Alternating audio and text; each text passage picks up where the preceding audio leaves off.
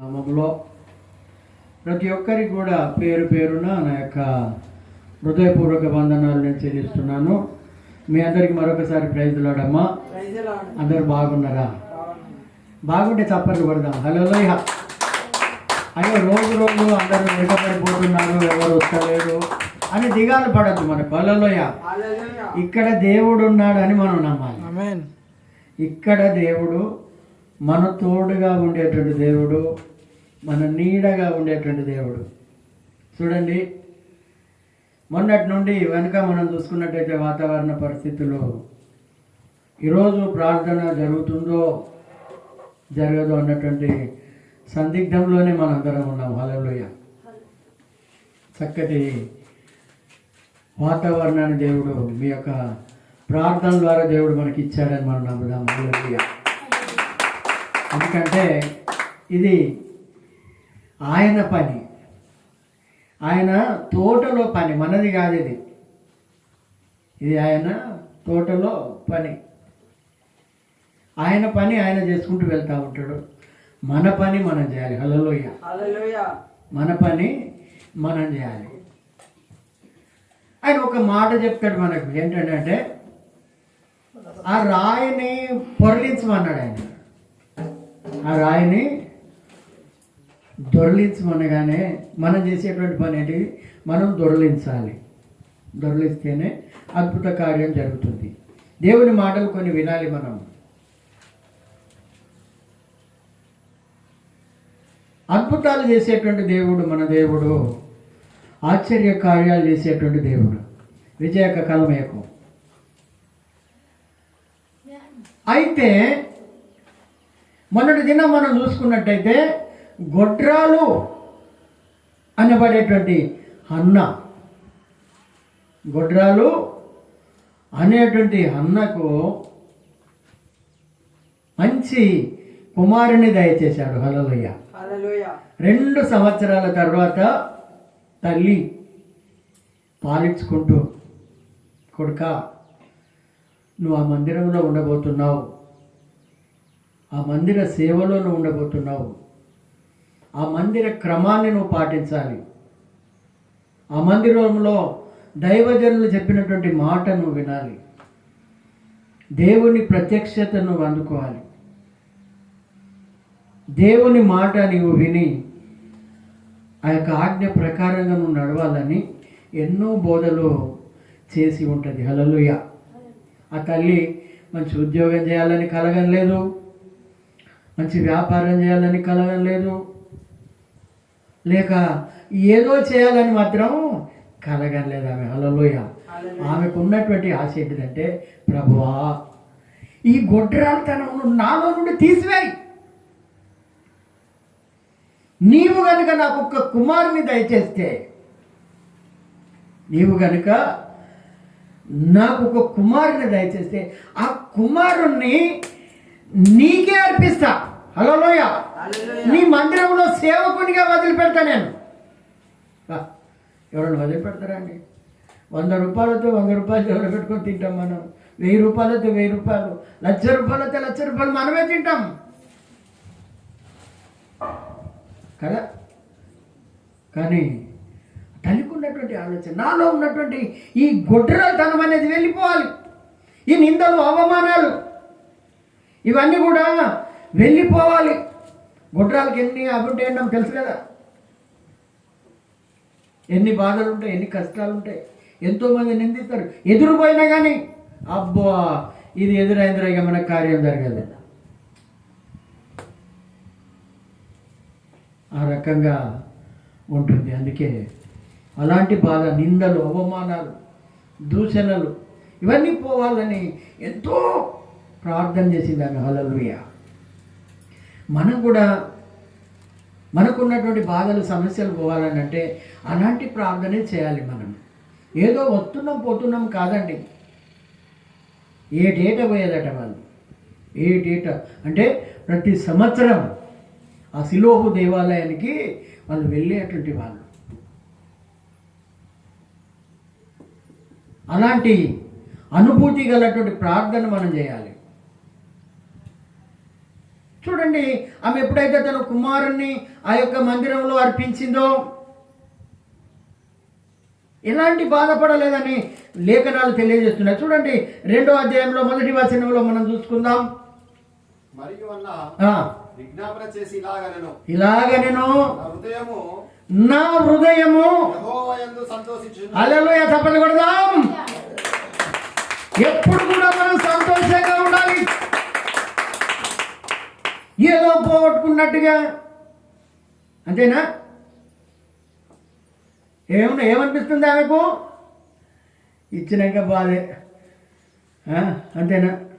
ఇచ్చినాక బాధపడతాం. ఆ పైసలు ఉన్నాయి ఇంకో దానికి అక్కడికి వచ్చు మనకు. దేనికన్నా పని చేసుకోండి చెప్తున్నాడు ఇక్కడ. నా హృదయము యెహోవాయందు సంతోషిస్తా ఉన్నది. మనం మొంటెడు చేపలు తిన్న పిల్లి కదా, ముఖం మార్చినట్టు ఉంటాం మనం. ఆ రకంగా ఉండడానికి వీల్లేదు. సంతోషంగా ఉండాలి. అందుకే ఒక భక్తుడు సంతోషమే సమాధానమే, సంతోషమే సమాధానమే, సంతోషమే సమాధానమే, నిత్యమైన సంతోషమిది. హల్లెలూయా. ఈ సంతోషం దేవుని మందిరంలో ఆనందంతో ఉండాలి. నా హృదయము యెహోవాయందు సంతోషిస్తా ఉన్నది. ఏంటి? గర్భఫలం ఇచ్చినందుకు సంతోషం. తన కుమారుని మందిరంలో అర్పించినందుకు కూడా సంతోషం. అబ్రహాము కూడా సంతోషంగా తన కుమారుని ఇయ్యడానికి సిద్ధపడ్డాడు ఆయన. హల్లెలూయా. అబ్రహాము గారు కూడా తన కుమారుని ఇయ్యనికి అసలు సంతోషంతో ఆయనను తీసుకువెళ్ళినట్టుగా మనం చూస్తూ ఉన్నాము. ఏమాత్రం సంకోచించకుండా, ఏమాత్రం ఆలోచించకుండా దేవునికి ఇస్తే ఎక్కడ పోదామా? హల్లెలూయా.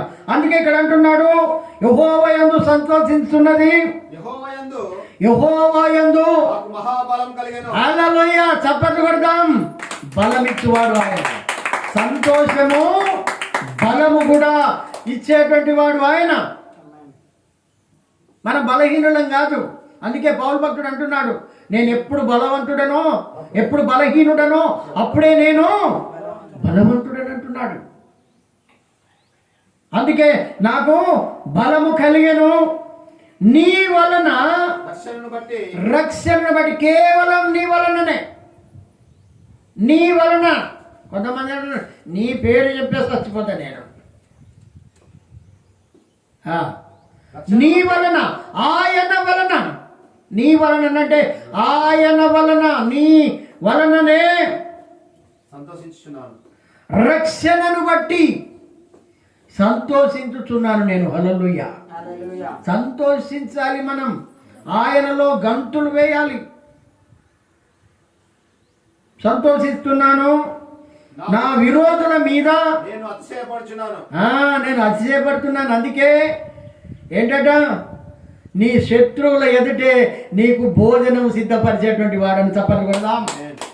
శత్రువుల ఎదుట భోజనము సిద్ధపరిచే దేవుడు ఆయనను తన యొక్క ఏంటిది సమితి ఏం చేసింది? విమర్శల పాలు చేసింది. ఆమె గర్భం కాగానే అంతేనా, ఈమె చూపు వేరే ఉంటుంది, ఆమె చూపు వేరే ఉంటుంది. ఇక ఈమెకు ఎంతో సంతోషం, నేను భూమిని జయించాను అన్నట్టుగా, ఈ లోకాన్ని జయించానన్న సంతోషం ఆమెకున్నది. కానీ ఇప్పుడు ఆ సంతోషము మన అన్నకు వచ్చింది. హల్లెలూయా. అందుకే ఆమె అంటున్నది ఇక్కడ, నా విరోధుల మీద నేను అతిశయపడుతున్నాను. హల్లెలూయా. అందుకే ఒక భక్తుడు, నా అతిశయము నీవే, నా ఆనందము నీవే, నా ఆరాధన జ్యోతిర్మయుడా,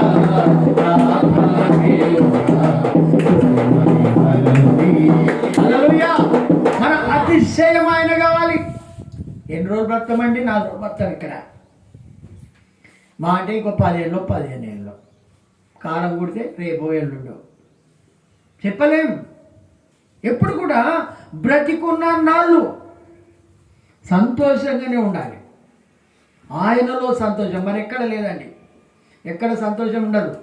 అందుకే ఆమె అంటున్నది, నేను అతిశయపడుతును. యెహోవా వంటి పరిశుద్ధుడు, యెహోవా వంటి పరిశుద్ధుడు దేవుడు ఒక్కడు లేడు, ఒక్కడు కూడా లేడు. నీలాంటి దేవుడు యేసయ్య దేవుడు ఇల్లులో లేడయ్యో, ఈ జగమున లేడయ్యా. యేసు యేసు యేసు యేసు ప్రభు యేసు ప్రభు మా దేవుడు, మా దేవుడవు. నీలాంటి దేవుడు ఇల్లులో లేడయ్యో, ఈ జగమున లేడయ్యా. హల్లెలూయా. నీలాంటి దేవుడి జగములో కూడా లేడంటున్నది. అంత ఆనందం ఉంది ఆమెకు, అంత సంతోషం ఉంది యెహోవాలో. అందుకే నీ వంటి పరిశుద్ధ దేవుడు ఒక్కడు కూడా లేడు. ఆయన పరిశుద్ధుడండి. నేను పరిశుద్ధుడను గనుక మీరు కూడా పరిశుద్ధంగా ఉండాలని మాట్లాడేటువంటి దేవుడు. అన్ని మచ్చలు మరకలు డాగులు అన్నీ అంటించుకుంటాం మనం. ఆలోచన ద్వారా పాపం చేస్తాం, చూపు ద్వారా పాపం చేస్తాం, నడక ద్వారా పాపం చేస్తాం, అనేక రీతులు. కానీ ఆయన పరిశుద్ధుడు. ఆయన అన్నాడు, ఈ లోకంలో జీవించి ఉన్నప్పుడు ఏమాడంటే, నాలో పాపం ఉన్నదని మీలో ఎవడు నిరూపిస్తాడు? గట్టిగా చప్పట్లు కొడదాం. మీలో ఎవడు నిరూపిస్తాడు? అందుకే ఆమె అంటున్నది, యెహోవా వంటి పరిశుద్ధ దేవుడు ఒక్కడు కూడా లేడు, ఒక్కడు కూడా లేడు.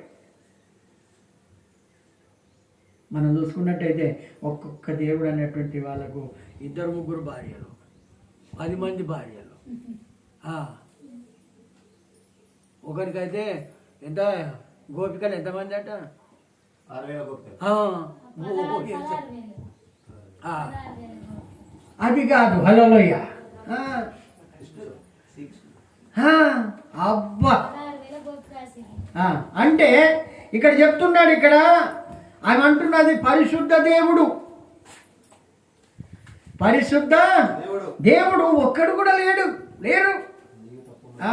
మీదోటట కిందోటట, ఒకటి ఇట్లా ఒకటి అట్లా, ఒకటి ఇట్లా, వెనక మొక్క నీది ముందట మొక్క నీది. ఏందో అర్థం కాదు.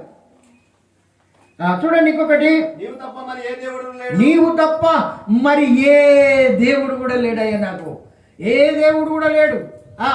మన దేవుని వంటి ఆశ్రయ దుర్గం ఏది లేదు. హల్లెలూయా.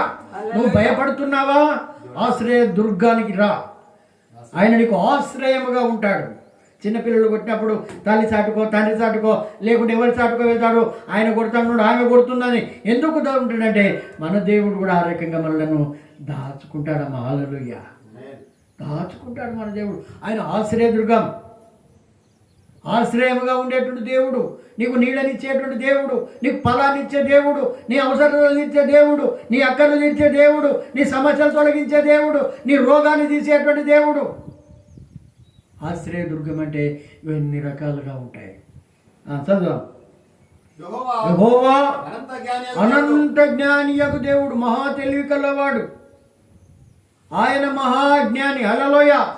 ఆయన జ్ఞానము వలన భూమి ఆకాశములను కలుగజేసి నేనున్నది బైబిల్ గ్రంథంలో. ఆకాశములను భూమిని కలుగజేశాడు ఆయన. అందుకే ఇక్కడ అంటున్నాడు, ఇక్కడ యెహోవా అనంత జ్ఞానియగు దేవుడు, ఆయనే క్రియలను, నీ క్రియలను నా క్రియలను మనందరి క్రియలను పరిశీలన చేస్తాడు, పరీక్ష చేస్తాడు. మనకు రక్త పరీక్ష చేస్తే మన శరీరంలో ఏ రోగం ఉన్నది ఆటోమేటిక్గా తెలిసిపోతుంది. స్కానింగ్ తీస్తే ఏమున్నదో ఆటోమేటిక్గా అలాంటి పరీక్ష. హల్లెలూయా. పరీక్ష చేసే దేవుడు మామూలుగా కాదు, అందరినీ పరీక్ష చేస్తాడు. నేను రోజు గుడికి పోతాను, నాకు ఏం పరీక్ష లేదని ఎప్పుడు అనకండి. పరీక్షలు అందరికీ ఉంటాయి. హల్లెలూయా. క్లేవర్ స్టూడెంట్కి ఉంటుంది, మొద్దు స్టూడెంట్కి కూడా పరీక్షలు ఉంటాయి. అంతే, అందరికీ ఉంటాయి. పరీక్ష చేస్తాడు ఆయన, నువ్వు ఎట్లా ఉన్నావు, నీ నడికేటిది, నీ పడకేటిది, నీ యొక్క అంతరంగం ఏంటి. ఇకను అతను అంత గర్వంగా గర్వపు మాటలు నీ నోట రానియకుడి. ప్రఖ్యాతి నొందిన వీలుకాన్ని ఓడిపోదురు. బలం ధరించుకొందురు. మంచి బలం ఉన్నటువంటి వాళ్ళు ఓడిపోతారు. బలం లేని వారు తృప్తిగా భుజించిన వారు బలము ప్రఖ్యాతి నొందిన వీలుకాండ్రు ఓడిపోతారు. నేనే బలం గలవాడిని, నేను శక్తి గలవాడిని అనుకున్న వాళ్ళు అందరూ ఓడిపోతారు. కానీ తొట్టిల్లినటువంటి వాళ్ళు, సోలిపోయినటువంటి వాళ్ళు వాళ్ళకి వెళ్తారు. హల్లెలూయా.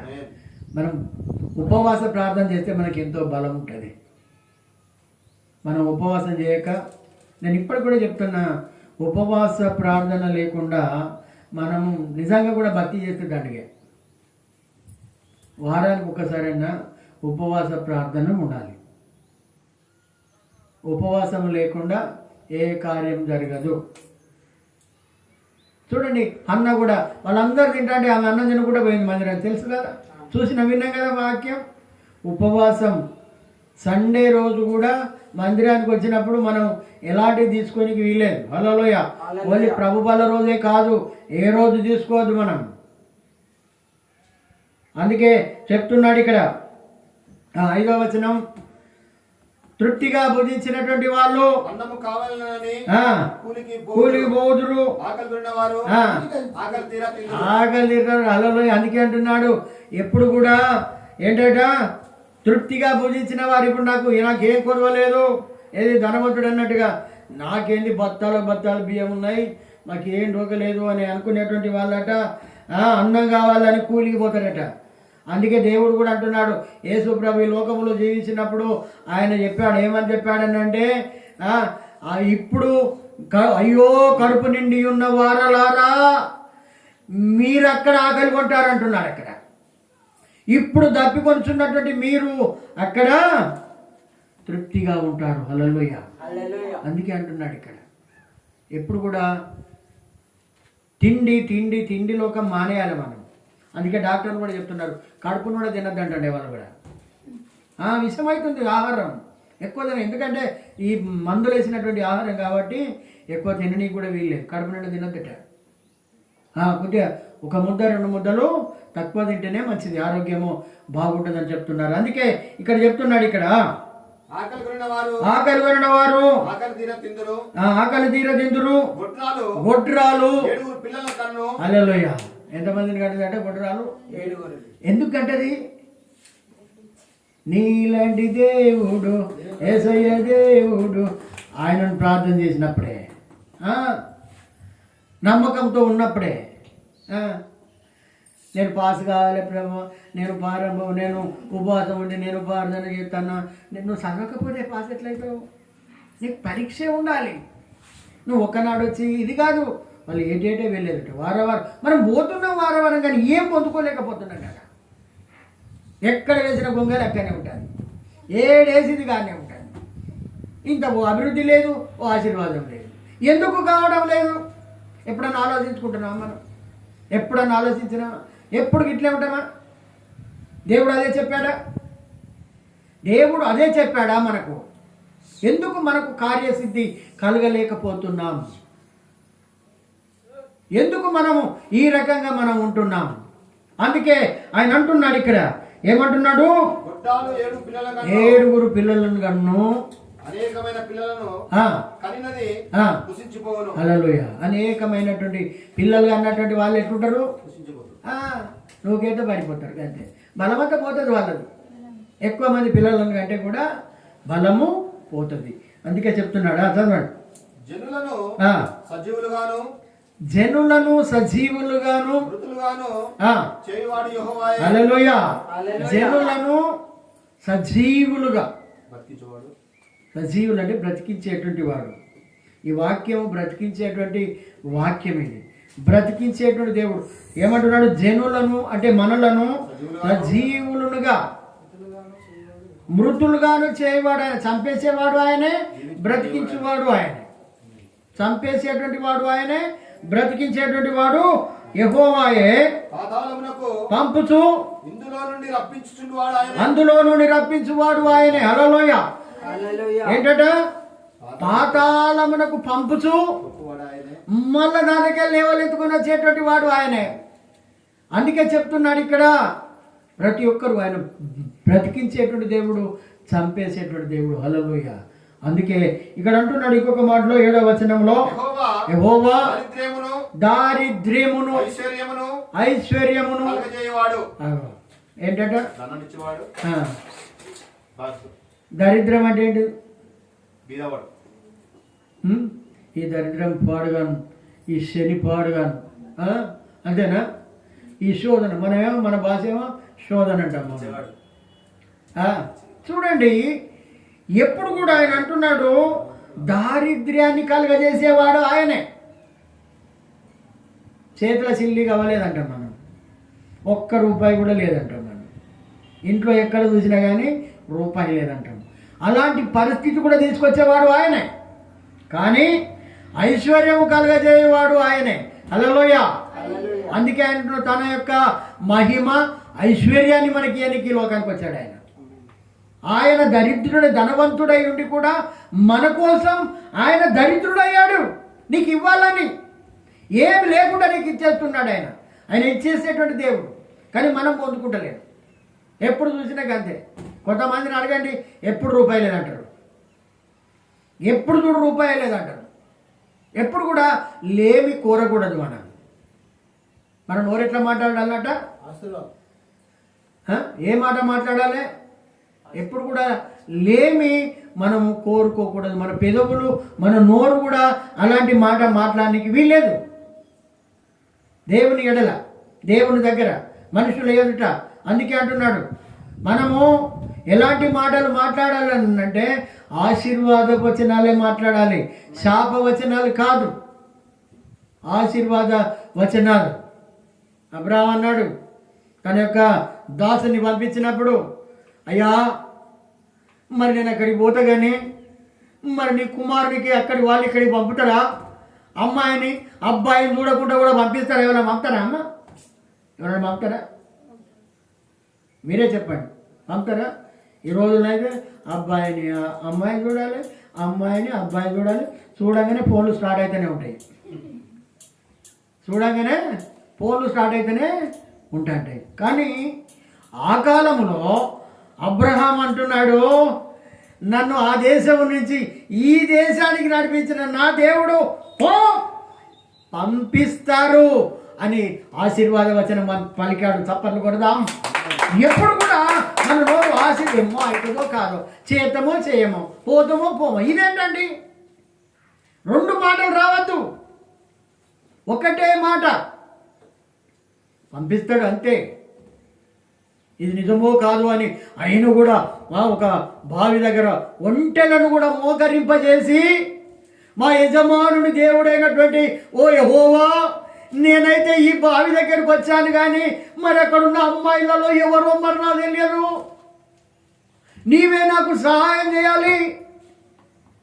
నేనైతే కొద్దిగా నీళ్లు నాకు పోయమని, అమ్మా కొద్దిగా నీళ్లు పోయమని నేను అడుగుతా, నీకు పోస్తాను, నీ ఒంటెలకు కూడా పోస్తానని ఏ చిన్నది చెప్పునో ఆమె నా యజమానిని కుమారునికి భార్యగా కావాలి. హల్లెలూయా హల్లెలూయా అని ప్రార్థన చేసిన వెంటనే రిబ్కా భుజాన కడవ పెట్టుకొని వస్తున్నది. హల్లెలూయా హల్లెలూయా. అమ్మా కొద్దిగా నీళ్ళు దాహానికి ఇవ్వమంటే, అంకుల్ తాగండి. ఈ రోజుల భాష అదే, అంకుల్ తాగండి, నీకు పోతా, నీ ఒంటెలో కూడా పోతా. హల్లెలూయా. దేవుడు కార్యం చేశాడు. గట్టిగా తప్పని కొట్టండి. ఎందుకండి? ఎందుకు మనం చర్చికి ఎందుకు వెళ్తున్నాం? ఎప్పటికీ లేవి కోరుకోవద్దు. మనం ఆ తాసీలు ఎప్పటికీ మనకి ఉంటుంది, అది కడిగేసుకుందాం. ఆయనట ఏమంటున్నాడు? దరిద్రులను ఐశ్వర్యవంతులుగా కలుగజేస్తాడు. ఐశ్వర్యవంతుడు. ఒకప్పుడు మా పరిస్థితి చాలా దారుణం ఉండే, మీకు తెలియదు. ఎంత దారుణం అంటే అంత దారుణం. కృంగజేయవాడును లేవనెత్తేటువంటి వాడు కూడా ఆయన. హల్లెలూయా. నిన్ను కృంగజేస్తాడు, లేవనెత్తుతాడు. ఎవరండి లేవనెత్తుతాడు? నువ్వు పడిపోతే పైసా ఇచ్చేటోడు లేడు, పడిపోతే పైసా ఇచ్చేటోడు లేడు. అయిపోయింది. ఇక నిండా మునిగి అవసరమైతే ఒక రాయిని మీదేస్తారు. ఇంకా మన బలగము మనకున్నటువంటి చుట్టాలు బంధువులు మనోళ్ళందరూ కూడా ఇంకో రాయి ఎత్తారు, నిందాన్ని ఎత్తారు, లేకుంటే ఏదన్నా వేసిపోతారు. కానీ మనకు సాయం చేసే వాళ్ళు ఊతమిచ్చి చేయి చాపే వాళ్ళు ఎవరు ఉంటారు? హల్లెలూయా. ఒక అబ్బాయి బాయిలో పట్టాడు, అతనికి ఈత రాదు, కొట్టుకుంటాడు, బాగా కొట్టుకుంటాడు. అటు పోయేటోళ్ళు వచ్చిండు, ఇటు పోయేటోళ్ళు వచ్చిండు, చూస్తున్నారు. అరే బాబు ఇట్లా కొట్టరా, ఇట్లా చేతులు అంటాడు. ఒకడు కాళ్ళు ఇట్లా ఊపు ఊపు అంటాడు, కానీ వాడిని దునికి తీసుకొద్దామని ఎవడంటలేడు అక్కడ. లాస్ట్కు అందరు చూస్తున్నారు, వెళ్ళిపోతారు. ఈ రకంగా చూస్తున్నారు. అయ్యో అబ్బాయి పడ్డాడు, అయ్యో అబ్బాయి పడ్డాడు, అయ్యో అబ్బాయి పడ్డాడు అని అంటున్నారు, కానీ ఎవరు పైకి తీసుకోలేరు. కీర్తన ఒకటి ఉరికి వాళ్ళ నాన్నకు చెప్పింది, అయ్యా మీ కొడుకు బాయిలో పడ్డాడు అనగానే కట్టెలు పట్టాడు, గొడ్డలు అక్కడ పారేసి నా కొడుకు ఎక్కడాడు అని ఉరికి బాయిలో దునికి తన కుమారుని కాపాడుకున్నాడు. గట్టిగా చప్పాలు కొట్టండి. హల్లెలూయా. అలాంటి దేవుడు మన దేవుడు. పడిపోయినావని ఆయన నువ్వు లేవనెత్తేటువంటి దేవుడు. ఆయన కృంగిపోయావని లేవనెత్తేవాడు కాదు. ఆయన బిడ్డలం మనల్ని కాపాడే బాధ్యత ఆయనది. కాపాడుతాడు. నీ అవసరాలు కూడా ఆయన తీర్చేటువంటి దేవుడు. ఆయన మామూలుగా వాడు కాదు. కృంగిపోయావని పడిపోయి ఇక నీ ఉంచి కాదు, నువ్వు లేవు, ఇక నువ్వు అటెందుకు పోతాను, మాతోటి రా అంటారు. మళ్ళీ అది ఏమవుతుంది నీకు? నువ్వు సరిగా ఇదే చేస్తలేవా, నీకు ఏమవుతుంది? నీకు వాళ్ళ దగ్గర ఓటమి తప్ప ఏముంటుందండి? అలా మాట అంటారు వాళ్ళు. హల్లెలూయా. అందుకే ఇక్కడ అంటున్నాడు, ఇక్కడ దరిద్రులను అధికారులతో కూర్చుండబెట్టేటువంటి వాడు. దరిద్రులైనప్పటికీ కూడా అధికారులతో కూర్చుండబెడతాడు. మన విలువ లేకపోయినా విలువనిచ్చేటువంటి దేవుడు. విలువను కూడా కలగజేస్తానని మాట్లాడుతున్నాడు ఇక్కడ. ఇంకేమంటున్నాడు? మహిమగల సింహాసనమును స్వతంత్రింపజేస్తాడైనా వారిని మట్టిలో నుండి పైకి లేవనెత్తాడు మనలను. హల్లెలూయా. మట్టిలో నుండి, దరిద్రంలోకి వెళ్ళి, బాధలకెళ్ళి, కష్టాలకెళ్ళి, రోగాలకెళ్ళి, అంతేనా? ఒక వ్యక్తి 38 సంవత్సరాలు వాడి ఉన్నాడట బేతెస్దా కోనేడు దగ్గర. ఎన్ని సంవత్సరాలమ్మా? 38 సంవత్సరాలు. అతడు పడి ఉన్నప్పుడు యేసుప్రభు కూడా పుట్టలేదు ఇంకా. కానీ ఆ పడి ఉన్నటువంటి వ్యక్తి దగ్గరికి యేసుప్రభు పోయి అంటున్నాడు, నీవు స్వస్థపడగోరుచున్నావా అని అడిగాడు ఆయన. హల్లెలూయా. మనకు సాకులు. ఆయన కూడా గట్టే చెప్పిండు, అయ్యా నాకు స్వస్థత కావాలని ఉన్నది, కానీ ఆ నీళ్లు కదిలించినప్పుడు, ఆ దేవదూత వచ్చినప్పుడు నన్ను ఒక్కడు కూడా తీసుకుపోయేటోడు లేడు కదా, నన్నేం చేయమంటావు అనగానే నీ పరుపునెత్తుకొని లేచి వెళ్ళిపో అనగానే వెంటనే లేవలేనటువంటి వాడు, 38 సంవత్సరాలు పడుకొని ఉన్నటువంటి వాడు తన పరుపునెత్తుకొని లేచి వెళ్ళిపోయాడు. హల్లెలూయా. నువ్వు కష్టాల్లో ఉన్నావా? నువ్వు కుంగిపోతున్నావా? నీ బాధలలో ఉన్నావా? వేదనలో ఉన్నావా? కన్నీటితో ఉన్నావా? అన్నిటిని చూసేటువంటి దేవుడు ఆయన. నీ బాధలు తీర్చేటువంటి దేవుడు. అందుకే ఇక్కడ అంటున్నాడు, మట్టిలో నుండి పైకి లేవేటువంటి, దరిద్రత నుంచి కూడా పైకి లేపుతాడు, బాధల నుండి కూడా పైకి లేపుతాడు. మనము ఆయన వైపు కనుక తిరిగి ఆయన మాట ప్రకారం మనం జీవించినప్పుడే లేమి గలవారిని పెంట కుప్ప మీద నుండి లేవనెత్తేటువంటి వాడు. లేమి అని అంటే లేమి కోరకూడదు. మనం ఏమి లేదు అని అనకూడదు. నీ చేతనైనంత మా సహాయము చేయాలి. ఇతరులకు చేతనైనంత సహాయము చేయాలి. ఎవరు వింటలేరు వాక్యం. చేతనైనంత సహాయం చేస్తేనే మనము జీవితంలో పైకి వస్తాం. అర్థమవుతానా? గుర్తుపెట్టుకోండి, మనం సహాయం చేసేటువంటి లేమి ఎప్పుడు కూడా కోరదు. అందుకే లేమి గల వారిని పెంట కుప్పల మీద నుండి లేవనెత్తేటువంటి వాడు ఆయనే. పెంట కుప్పల మీదకి వెళ్ళి లాజరు ఎక్కడున్నాడండి? ఎన్ని వాక్యాలు వింటారు, ఒక్క మాట కరెక్ట్గా చెప్పరు. లాజరు ఎక్కడున్నాడు? ధనవంతుడు ఎక్కడున్నాడు? ధనవంతుడు తిన్నటువంటి ఆ యొక్క రొట్టె ముక్కలు బల్ల కింద పడితే ఇంటికెళ్ళి వచ్చి ఏరుకుంటున్నాడు. వాడు పెంట కుప్పల పడేసిన పెంట కుప్పల కుక్కలు ఏరుకొని తిన్నట్టుగా ఆయన కూడా ఏరుకొని తింటున్నాడు. పెంట కుప్పలలో ఉన్నటువంటి వాడిని ఎక్కడుంచాడు? పరలోక రాజ్యంలో. గట్టిగా చప్పట్లు కొడదాం. హల్లెలూయా. మరి ఎందుకు మరి మనం ఈ రకంగా ఉంటున్నాం? అందుకే ఆయన అంటున్నాడు ఇక్కడ, పెంట కుప్పల మీద నుండి లేవనెత్తువాడు ఆయనే, భూమి యొక్క స్తంభములు యెహోవా వశం. లోకమును భూమి యొక్క స్తంభం, భూమికి స్తంభం ఉన్నది. హల్లెలూయ.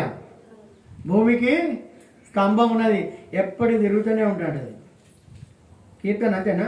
చెప్పిండ మీ సార్? భూమి ఎప్పటికి కూడా తిరుగుతూనే ఉంటుంది. అది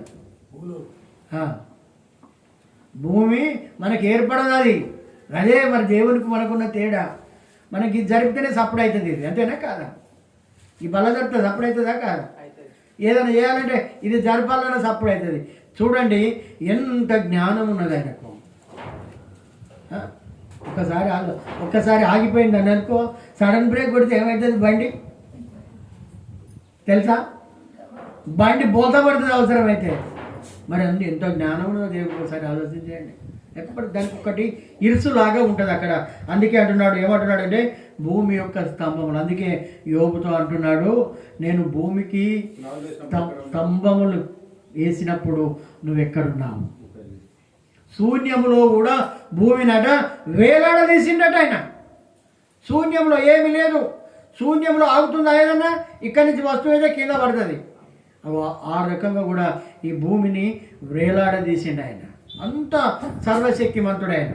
అందుకే భూమి యొక్క స్తంభములు యెహోవా వశములో ఉన్నవి, లోకమును ఆయన నిలిపి ఉన్నాడు, వాటి మీద ఆయన నిలబెట్టాడు. హల్లెలూయా. లోకమునంటే యావత్ ప్రపంచ దేశాలు, దాదాపు 260 దేశాలు ఏమున్నాయట. ఇక అంతకంటే ఎక్కువనే ఏం తెలియదు మరి మనకి. అన్ని దేశాల ప్రజలను మోస్తా ఉన్నాడు ఆయన. హల్లెలూయా. ఒక స్తంభాన్ని నిలబెట్టి. అవంత సర్వశక్తిమంతుడు. ఇంకొక మాట 9వ వచనం, తన భక్తుల పాదములు తొట్టిల్లకుండా ఆయన వారిని కాపాడు. మనల్ని కాపాడుతాడండి. తప్పు చేయకుండా కాపాడుతా అంటాడు, పొరపాట్లు జరగకుండా కాపాడుతూ ఉంటాడు. భక్తుడు అంటే ఏంటట? యెహోవా వింటలేరు మళ్ళీ. హల్లెలూయా. విజయ్ అక్క ఒకసారి లేచి నిలబడి, ఎందుకైనా మంచిదే. నువ్వు లేచి నిలబడు.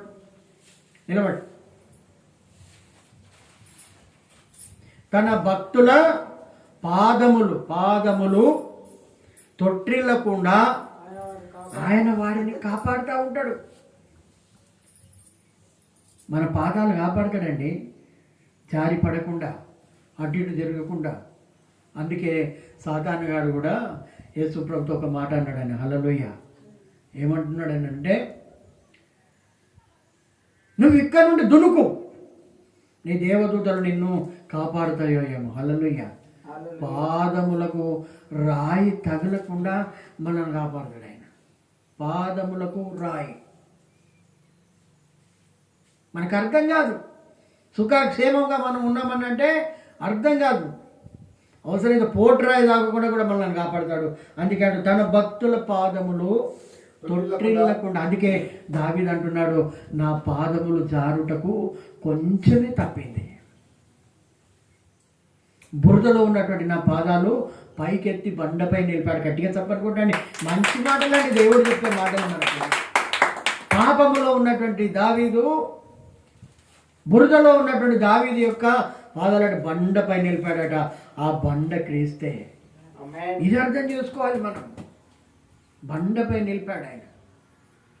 జిగటగల ఊబిలో నుండి పైకి లేచాడు. జిగటగల ఊబి నుండి లేవనెత్తెను, సమతల మగు భూమిపై నన్ను నిలిచెను. జిగటగల ఊబి నుండి లేవనెత్తెను, సమతల మగు భూమిపై నన్ను నిలిపెను.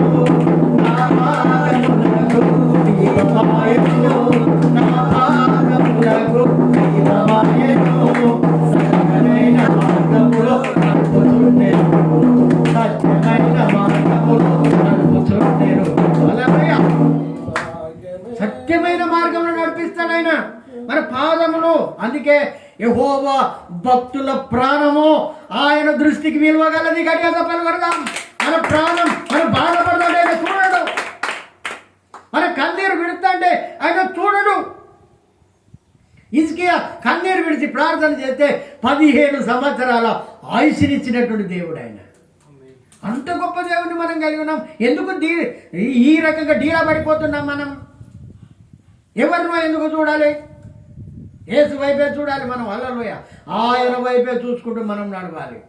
ఆయన వైపు చూసినంతసేపు పేతురు బాగానే పోయిండు. ఎప్పుడైతే వెనుక తిరిగి చూసిండో మునిగిపోయాడు. మనం కూడా అంతే, ఆయన వైపు చూడాలి, ఆయన వైపే చూడాలి. అందుకే ఇక్కడ అంటున్నాడు, యెహోవా తన భక్తుల పాదములు తొట్టిల్లకుండా ఆయన వారిని కాపాడుతూ ఉంటాడు. పొరపాట్లు జరగకుండా కాపాడుతూ ఉంటాడు, గ్రహపాట్లు జరగకుండా కాపాడుతూ ఉంటాడు ఆయన. అందుకే ఇంకొక భక్తుడు అంటున్నాడు, యెహోవా భక్తుల మరణము విలువగలదట. విలువగలది, చాలా విలువగలది, వాల్యుబుల్ అన్నట్టు అర్థం. దుర్మార్గులు అంధకారమందు మటుమనుగుదురు, బలము చేత ఎవడునో జయమునుండడు. అందుకే దావీదు అంటున్నాడు, నా బలం అక్కరకు రాదయ్యా, ఈ కత్తి నన్ను రక్షించదయ్యా, ఈ గుర్రము నన్ను రక్షించదయ్యా, ఈ గుర్రము నన్ను రక్షించదు. ఆశ ప్రార్థన చేశాడు ఒకరోజు, అయ్యా ఇంత గొప్ప ఆ యొక్క సైన్యం ముందు నా సైన్యం కొద్ది సైన్యం అయ్యా, వాళ్ళు 10,000 సైన్యం వస్తున్నారు, నేను 4,000 మంది సైన్యంతో ఆ సైన్యాన్ని ఎదుర్కోబోతున్నాను అని గుర్రం దిగి ప్రార్థన చేశాడు. నువ్వు బలం ఇచ్చేటువంటి దేవుడవని నేను నమ్ముచున్నానయ్యా, నీ బలము దయచేయి ప్రభు అని స్వారీ చేసి ఆ యొక్క యుద్ధ రంగమందు చొరబడగానే జయం వచ్చేసింది. గట్టిగా చెప్పండి కొడదాం. బలం ఇచ్చేటువంటి దేవుడైనా. అందుకే దావీదు అంటున్నాడు, 10,000 మంది పైబడిన పదిలముగా నేనుండెదను, ప్రభు యేసు సన్నిధానమే నాకు ఆధారం. హల్లెలూయా. 10,000 మంది పైబడ్డ నేను భయపడనంటున్నాడు ఆయన. 10,000 మంది అంటే మాటలా? చెప్పండి, 10,000 మంది మాటలా? అంతమంది నా మీదకి వచ్చినా కానీ నేను భయపడాను. ఒక వ్యక్తి దావీదు కొడుకుతోటి అంటాడు, ఏం లేదయ్యా, మీ డాడీ 10,000 మంది కూడా ఆయన జయించేటువంటి సత్తా ఆయనకున్నది, మనం 12,000 మందిని పెడదామని అంటున్నాడు. అక్కడ వాళ్ళ కొడుకు అంటున్నాడు, మా డాడీని జయించడము ఎవరి తరం కాదు. హల్లెలూయా. ఎవరి తరం కూడా కాదు ఆయన. ఎందుకు ఒప్పుకుంటున్నారు అంటే దావీదు అలాంటి వాడు, అంత బలం. ఎందుకంటే యెహోవా నా కాపరి, నాకు లేమి కలగదు అనేటువంటి వాడు ఆయన. అందుకే ఇక్కడ వాక్య భాగం ఇంకొక మాట మనం చూసుకుందాం. సమయం మనకు తక్కువ ఉన్నది కనుక కొంత మనం కడియడానికి ప్రయత్నం చేద్దాం. ఇంకొక మాట మనం తీసుకుందాం. 25వ వచనం చదువుకుందాం. 25వ వచనం చదువుకుందాం.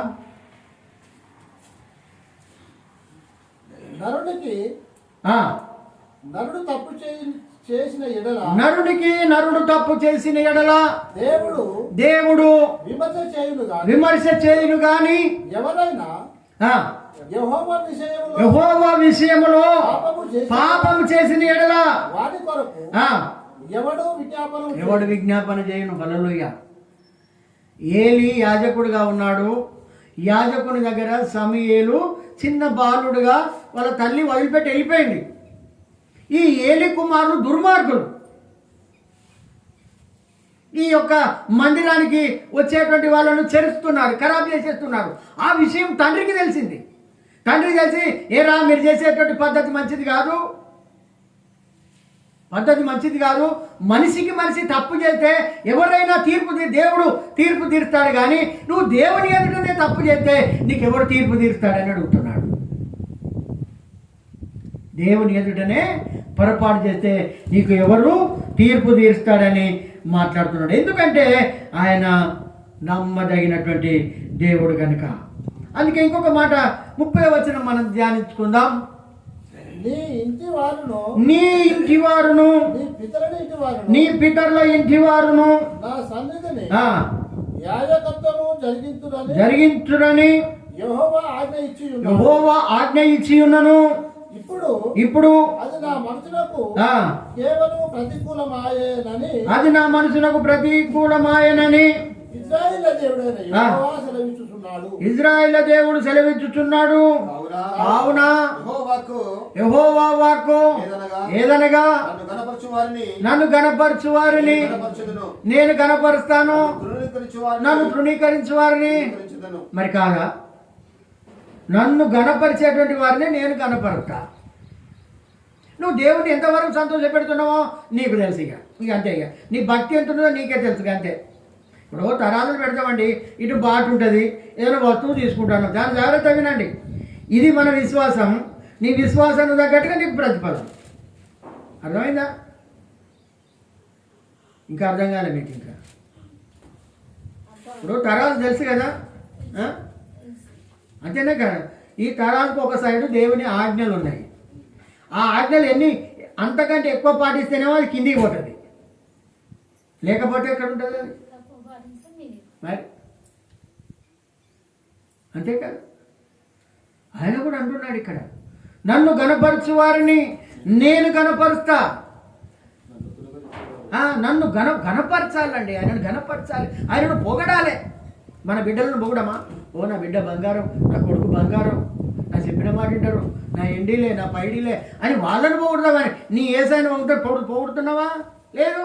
పొగడడం అంటే ఆయన పనిలో ఉండాలండి. మనము ఘనపరచడం అంటే ఏంటిది? ఆయన క్రియలు పాటించాలి, ఆయన ఆజ్ఞలు పాటించాలి, ఆయన మాట వినాలి. ఆజ్ఞలన్నీ పాటించి ఒక్క ఆజ్ఞ విషయంలో పొరపాటు చేస్తే అపరాధులమేనట. మనం 9 పాటించబడి దాండిగే 9 నడిచి కూడా ఒక్క ఆజ్ఞ, ఒక్కటి, ఓన్లీ వన్. నేను ఒక్కటే కదయ్యా తక్కువ చేసిన, అది కూడా ఒప్పుకోడు ఆయన. అందుకే ఒక వ్యక్తి అంటున్నాడు, ఇవి చిన్నప్పటి నుంచి నేను ఆచరిస్తున్నానయ్యా, ఏసయ్యా నాకు ఇంకేం కొదవ ఉన్నదంటే, నీకు ఇంకా ఒక్కటి కొదవగా ఉన్నదని అంటున్నాడు ఆయన. ఏంటయ్యది అని అంటే, నీకున్నదంతా కలిగినదంతా అమ్మి బీదలకి ఇచ్చి నన్ను వెంబడించు, అప్పుడు నిత్యత్వంలో నీకు అక్కడ నీకు ఇల్లు తయారు చేసి ఉంటానని అంటున్నాడు. తప్పని కొడతాం. మనం చేసేది కానీ తక్కువ. గణపరుచు చెప్పాలి. సేవ చేస్తున్నా, ఇలా సేవకు పైసలు లేవు, ఇలా ఎట్లా? ఎవరైనా 100 రూపాయలు 1000 రూపాయలు ఇచ్చేటోళ్ళు ఉన్నారా?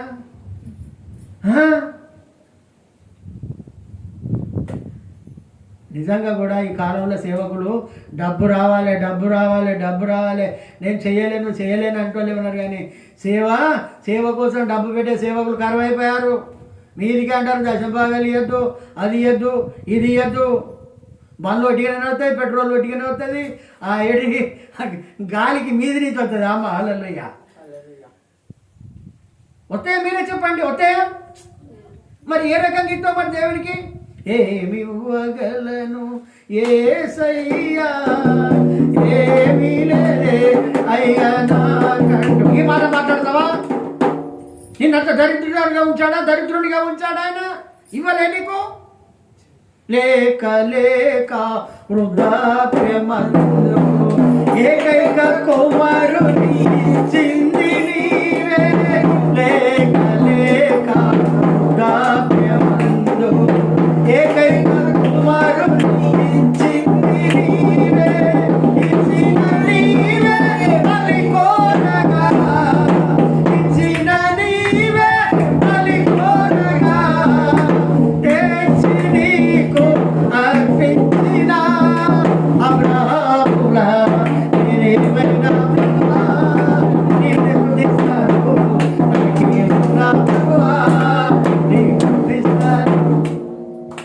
ఏమిచ్చాడు దేవుడు నాకు? ఏమిచ్చిండు? వాళ్ళకి ఇచ్చినట్టు నాకు ఇస్తలేడు, వాళ్ళకి ఇచ్చినట్టు నాకు. నీ ఎట్లా నువ్వు ఎక్కడ గణపరుస్తున్నావు? ఆయన గణపరచడం అంటే ఏంటిది? ఆయన అంటున్నాడు, మలాకి గ్రంథంలో మాట్లాడుతున్నాడు ఆయన, నేను తండ్రిని అయితే నాకు ఘనత ఎక్కడున్నది? మీరు ఎక్కడ ఘనత ఇస్తామన్నారు నాకు? నేను కదా నీకు తండ్రిని. తండ్రికి ఏం చేయాలి? బిడ్డలు కొడుకులు ఏం చేయాలి? గౌరవం ఇవ్వాలి, మర్యాద చేయాలి. మనం దేవునికి మర్యాద ఇవ్వాలి. హల్లెలూయా. అర్థమవుతుందా నేను చెప్పేది? నీళ్లు పోయేవానికి నీళ్లు పోయబడును ఉన్నది బైబిల్ గ్రంథంలో. నీ సేవకునికి గిన్నెడు చన్నీళ్ళు ఇస్తే పరలోకమందు ప్రతిఫలం పోదామని ఉన్నది. ఇవన్నీ మేము బోధించకపోతే రేపు మమ్మల్ని అంటాడు దేవుడు అక్కడ. హల్లెలూయా. మీరు పాటించండి, మీరు పాటించకపోండి, మాకు సంబంధం లేదు. చెప్పవలసినటువంటి బాధ్యత మాది. ఇక్కడ ఈ చెట్లు, ఈ గుట్టలు, ఈ రాయి, ఈ రప్పలు ఇవన్నీ కూడా సాక్ష్యం చెప్తూ ఉంటాయి. మీరు గుర్తుంచుకోవాలి ఎప్పుడై కూడా. ఆయన మాటకు లోపడకపోతే ఇంతే సంగతులు. నా మాట అనుకోకండి.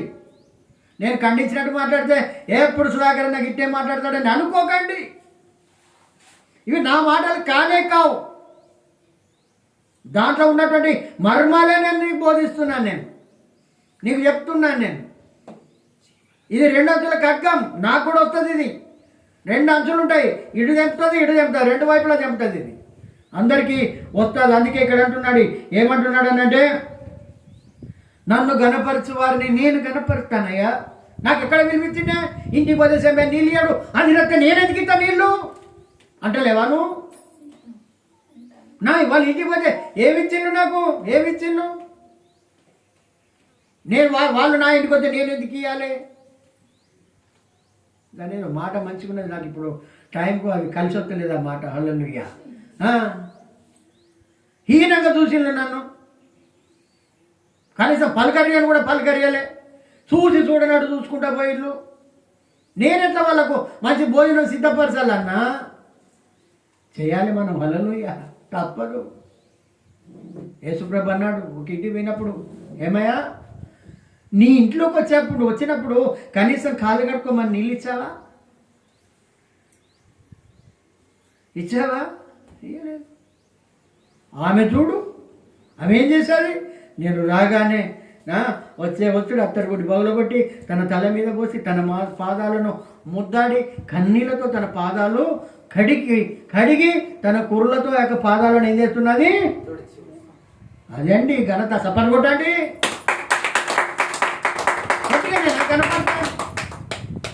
కనపరచడం అంటే ఏంటి? చూడండి, ఆయన అంటున్నాడు ఏమంటున్నాడు అంటే, ఈమె విస్తారముగా పాపాలు చేసింది కనుక విస్తార పాపాలు క్షమించబడ్డాయి. మామూలుగా కాదండి. పరిసేయుని ఇంటికాడ పోయి కూర్చున్నాడు ఆయన, భోజనానికి కూర్చున్నాడు. ఎందుకు ఆ స్త్రీని కొనియాడాడు ఆయన? ఆమె గణపరిచాడు ఆయనను. నా సర్వస్వం. ఈ సెంటు బాటిల్ నాకు పెద్ద లెక్క కాదు. ఒకవేళ ఆమె ధనవంతురాలో బీదవారో కానీ మొత్తం మీద ఏం చేసేదని అంటే ఆమె తన సర్వస్వాన్ని తీసుకుపోయి ఆయనకి ఇచ్చేసేది, గణపరిచేది. అక్కడ ఆ ఇల్లంతా అత్తరు వాసనతో నిండిపోయింది. చప్పట్లు కొడదాం. ఇల్లంతా అత్తరు వాసనతో నిండిపోయిందట ఇల్లు. మనం పోగానే అట్లా ఉండాలి మనం. వాళ్ళ ఇంట్లో అత్తరు వాసనతో నిండిపోయింది. అది గణపరచడం అంటే మామూలుగా కాదు. తప్పని కొట్టమంటేనే మనం కొట్టాం, చేతులు నొప్పి పెడతాయని. తప్పని కొడితే నీ ఆరోగ్యం నీకే మంచిది. స్వరం ఎత్తమంటే స్వరం ఎత్తాం. ఇక్కడ కూడా వినబడదు నీ మాట. అదే బయట ఉన్నది తిట్టమంటే 3 ఇంట్లోకి వినబడుతుంది, బజారు వినబడుతూ ఉంటుంది నీ మాట. అది ఆ గణపరచడం ఆయనను. ఆ రకంగా మనం ఉండకూడదు. అందుకే అంటున్నాడు, నన్ను గణపరచువారిని నేను గణపరచుదును. నన్ను ఎవరైతే తీసి పారెత్తారో, కొంతమంది తీసి పారెత్తదు, నన్ను తీసేస్తాడు నన్ను అంటారు. చూసినావా? అగో ఆ రకంగా తీసేస్తే నేను కూడా వాళ్ళని తీసేస్తాను అంటున్నాడు ఆయన. అంటే గొప్ప దేవుడు అండి. చాలా మాటలు మనకు ఉన్నాయి కానీ సమయం మనకు ఎక్కువ సరిపోవడం. ఇంకొక మాట దీంట్లోనే ఇంకొక మాట నేను జ్ఞాపకం చేద్దామని అనుకుంటున్నాను.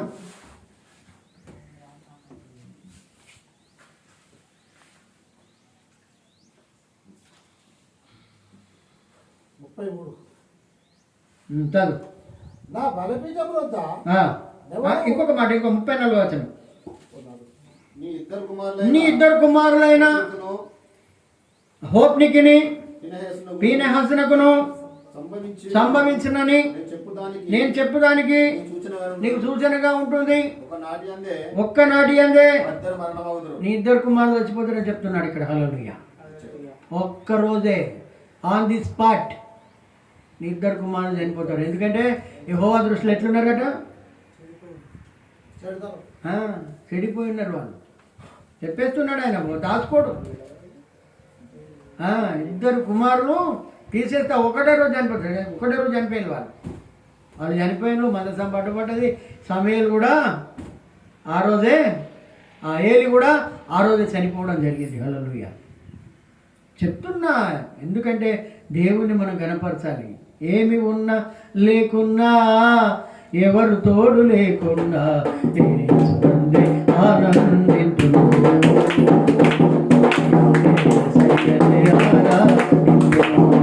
హల్లెలూయా.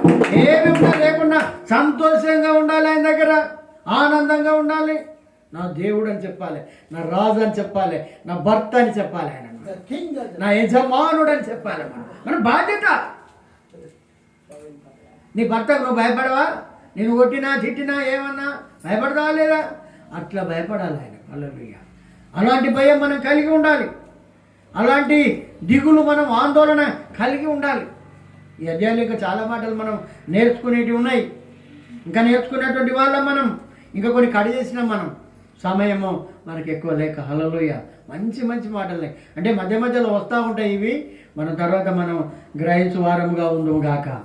ఎందుకు చెప్తున్నానంటే దేవుడు ఇలాంటి మాటలను మనకి ఇస్తూ ఉంటాడు. ఆయన తప్పకుండా మనకి ఇస్తాడు. దేవుడు ఈ కొద్ది మాటలు దీవించిన గాక. మంచి ప్రార్థన చేసుకుందాం.